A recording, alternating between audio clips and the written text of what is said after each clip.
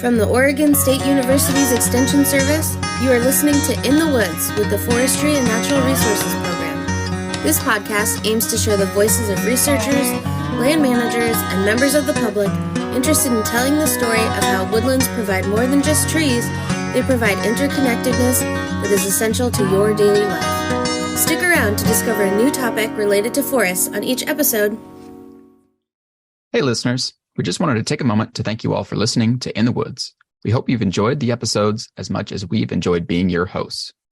Since we started in 2021, we produced 26 episodes covering numerous forestry and natural resource related topics. To help us continue to provide quality and relevant content, we want to hear from you on how we've been doing and get your feedback on our In the Woods podcast series. Do you like the topics we've been covering? Are there topics we are missing that you would like us to cover? How is the quality of the episodes? We have developed a short survey where you can tell us how you feel. Please go to beavs/inthewoods-feedback, that's beav.es/inthewoods-feedback, or visit our website to access the survey. The survey can also be found in this episode's notes. The survey should only take about 5 to 10 minutes to complete, and when finished, you will have the option to be entered into a drawing to win some In the Woods swag. We really need your help, so please take a moment to fill out this survey. The feedback we receive will help not only with improving the podcast, but also help us in forestry and natural resource extension to ensure we are reaching our audiences. From all of us at In the Woods, thank you again for listening. We look forward to bringing you more engaging content on a wide range of topics from guests with diverse backgrounds, experiences, and expertise. Hello, welcome to In the Woods. I'm Manuel Machado, and today we are going to talk about forest workers. We have two guests, Carl and Marta. Carl has been the director of the Northwest Forest Worker Center for 11 years, and Marta has worked as a promotora de salud for more than 12 years and is currently working with the nonprofit organization Lomakatsi. To start off, the first question is for Marta. Welcome, Marta. Can you tell us a bit about how you started this line of work? I started by going to meetings that the organization, the Alliance, was holding. Friends and other people I knew invited me to these meetings. At first, I went to see what they were about.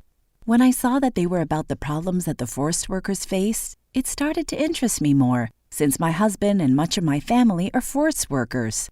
After that, I started volunteering, which lasted 3 years, more or less. Then I started working part-time, and, well, now I'm working full-time. That's how I started doing this program. And your work is done entirely in Medford or in which part of Oregon? It's in Medford and all around it, like Central Point, White City, Ashland, places like that. Southern Oregon? Yeah, here in Southern Oregon. Jackson County? Yes. And Carl, can you tell us the same? How did you start this line of work? Sure. When I was a postgrad student, I did my doctorate on problems with public land management in the U.S., especially focused on social justice. When I finished my doctorate, I worked with UC Berkeley, and I met a few people from the Alliance, and they invited me to join the board of directors of the Alliance in 2004. In 2009, I became the executive director of the Alliance, and in 2013, we changed the name of the Alliance to the Northwest Forest Worker Center. And that's how you started writing research papers about this topic. Exactly. Also, when I started working as executive director of the center, alongside another person on the board of directors, we held a meeting with some forest workers, and the most important thing for them was health and safety in the workplace. So I decided to create the Promotor program. And that's how you started working with Marta. Exactly. Now, for the next question, who are the forest workers? Marta, can you tell us about where they work and what they do? The forest workers are the ones who work in the forest. They plant trees and cut them down. They do different types of work such as spraying, piling, and then burning those piles to thin out the forest.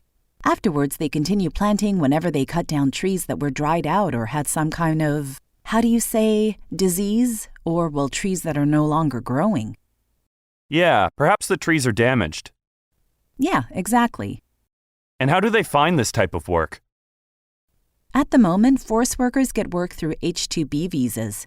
That's how they get these jobs. Or workers who are already here, who have lived here many years, hear about opportunities or know many of the contractors and pass the information along. That's how they find this type of work.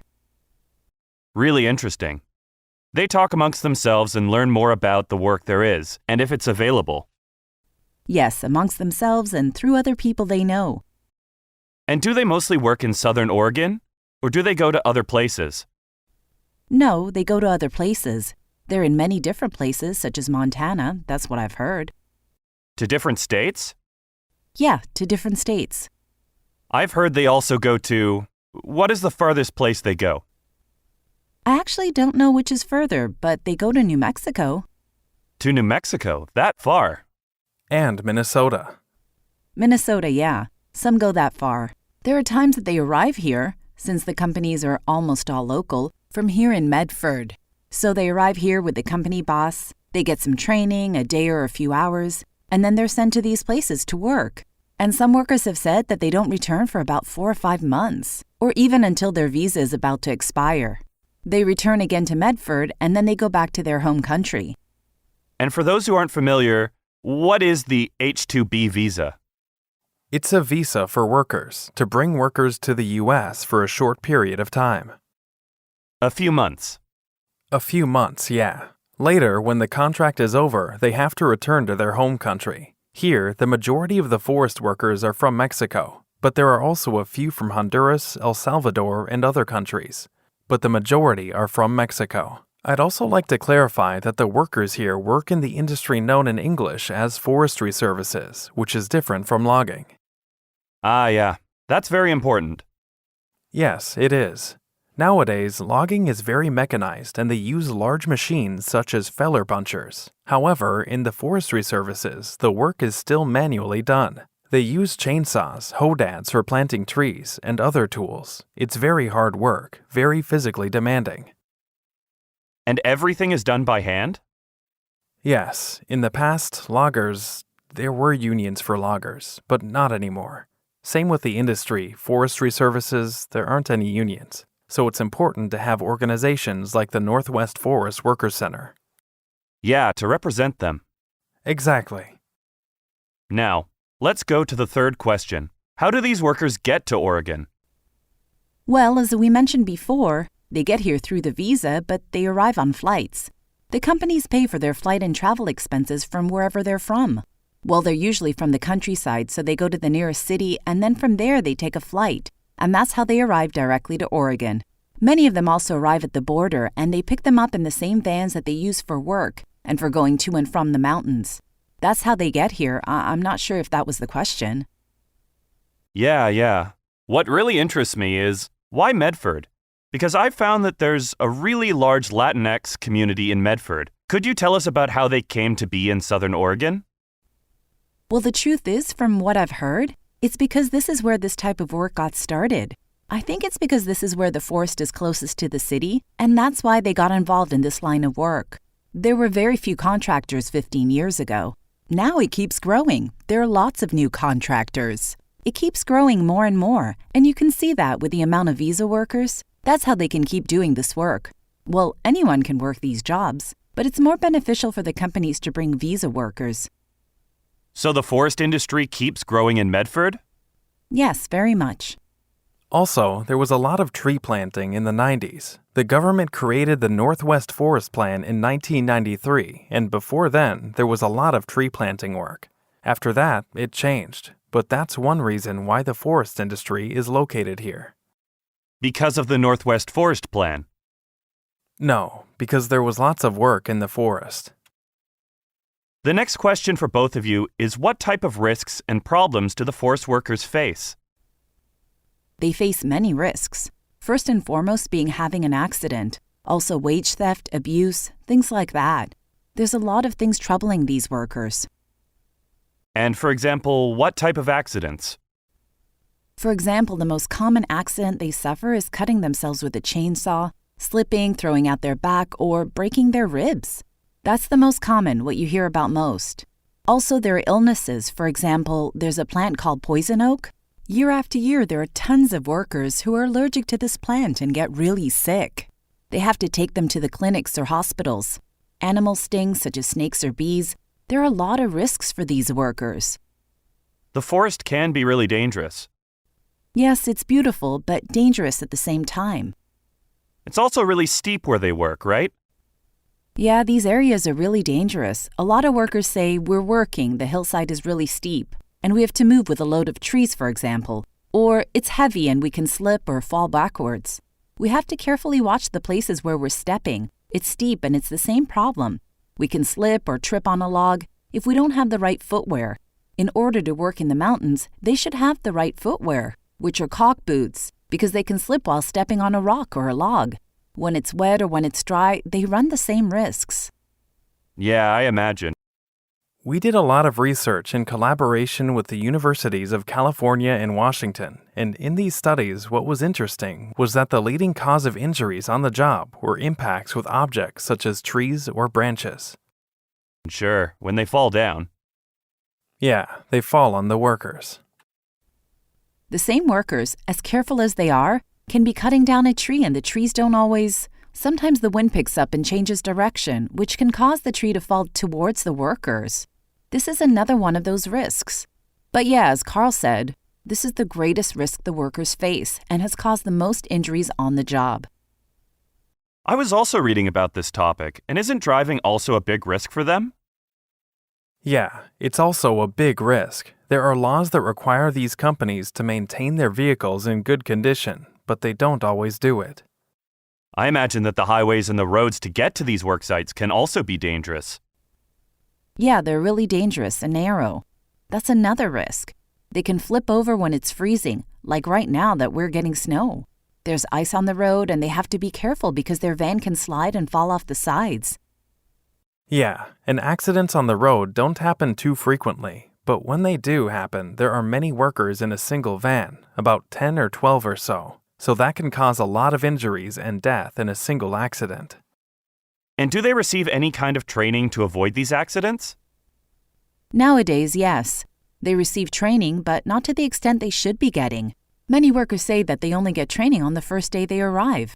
For example, if they arrive on a Saturday, by Monday they're already sent off to work. The only thing they're told is, this is how you start the chainsaw, this is the gap, here's the tank for diesel or gas. And just observe your coworkers who are already experts and do as they do. They barely receive adequate training, but it's better than it was before. In the past, all they would do was give them a chainsaw in the office, put them in a van, and off to work. So it's very little, but it is getting better. Yeah, it's getting better, but not with every company. There are some companies that haven't changed and remain the same. But they've heard about the organization, the Northwest Forest Workers Center, which was formed to help these workers. And that has spurred some changes. On to the next question. We've already started talking about this, but what are the solutions to the problems that forest workers face? What has already been done? What we've tried at the center is to make sure that all workers have the same rights and all of the trainings, whether it's starting a chainsaw, how to use a pump when they're spraying, or making sure they're getting their breaks, especially since few companies in this industry give them rest breaks, which causes more accidents because the workers are tired and working under pressure. We've talked to workers about their rights and how to speak up if they feel overpressured or if they think their life is in danger while working. We've tried a lot of things. One thing that's really important is making sure that agencies follow through. For example, the Department of Labor, OSHA, and the Wage and Hour Division have to follow through in order to assure that these companies are following the law. The problem is the Department of Labor doesn't have enough personnel, and neither does BOLI in the state of Oregon. They don't have enough employees. It's difficult. I imagine that it's not easy for them to traverse the forest and mountains either. Definitely. This type of work is different from agricultural work because in farm work, the workers are in a single location. But in the forest, they're always moving from place to place, so the agency employees can't find the workers. Another thing is that the workers fear retaliation from their sponsors, so whenever an agency launches an investigation, the workers won't talk. They don't talk. Speaking of agencies, could you tell us a bit about the bidding process and how that influences the work conditions of the workers? Could you repeat that, please? The bidding process used by the Forest Service. How does that affect the work conditions for the workers? There's a lot of competition between the contractors, and the agency, the Forest Service, wants the lowest, cheapest prices. Therefore, it's a low bid system. Forest Service officials say, we don't do low bid, we do best value. But in reality, many times they give the contract to the contractor with the cheapest offer, and that causes contractors to cut corners. That affects the pay workers receive, their personal protective equipment, and their training, which they don't receive, all of that. Yeah, precisely because of that. Because they want to make money. They don't want to lose. So the workers are the ones who pay the consequences, even as they demand more and more from them. That's why the majority of companies don't give them breaks, nor do they give them their half-hour lunch in order to avoid losing time. The last question, before we get to the three, is what else can you tell us about these workers? What have you learned from working with them, and is there anything that has impacted you? I've learned a great deal of things. For example, there's a lot of abuse. There's a lot of preference amongst workers. They vent about having to be good friends with the mayordomo and with the boss in order to receive their fair treatment and better pay. I don't think that's very fair. Others have told me I'm good friends with the mayordomo and the contractor, so all I have to do is walk around, and I still get my paycheck, and it's usually higher than the rest of the workers doing the heavy lifting. Personal relationships are really important amongst them. Yeah.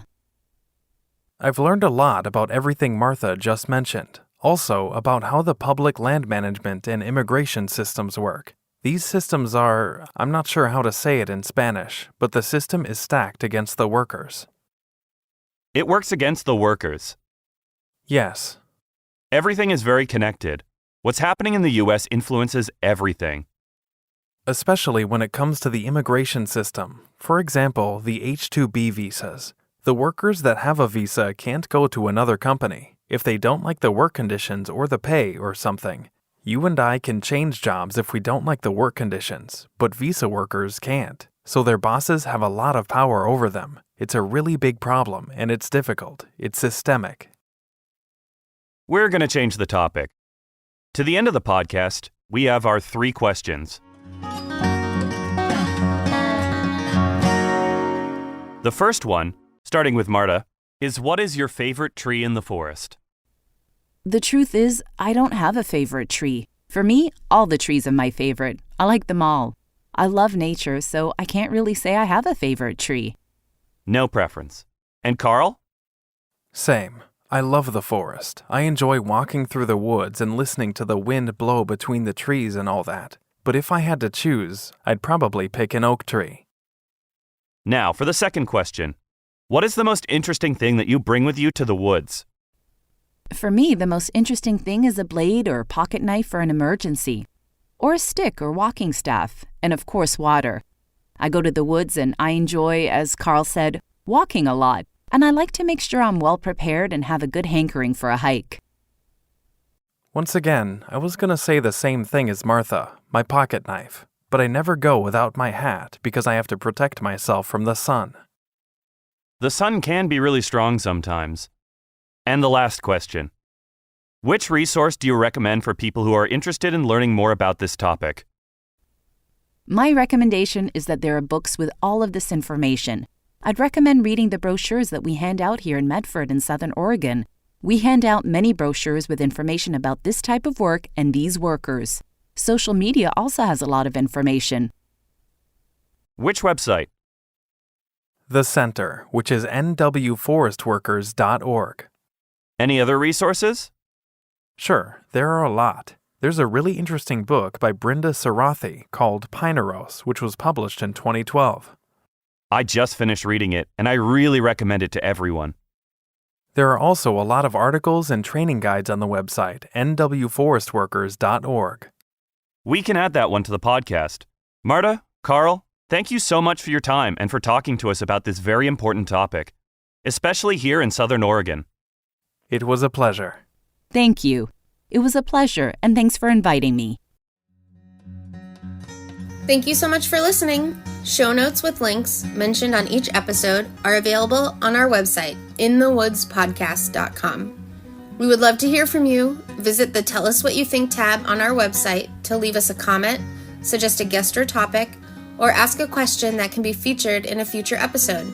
And also, give us your feedback by filling out our survey.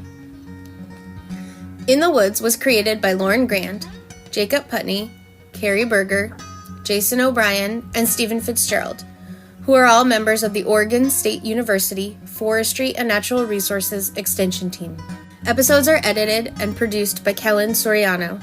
Music for In the Woods was composed by Jeffrey Hino, and graphic design was created by Christina Freehoff. We hope you enjoyed the episode, and we can't wait to talk to you again next month. Until then, what's in your woods?